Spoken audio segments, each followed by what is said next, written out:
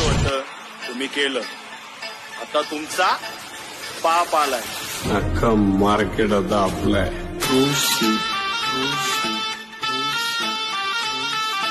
मंगेश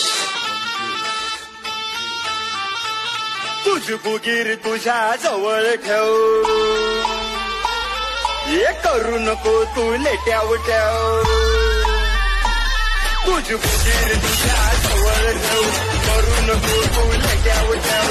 कधी मी कुठं भिरवून फिरणार जाग्यावर येणार बाप. मार्केट मध्ये फक्त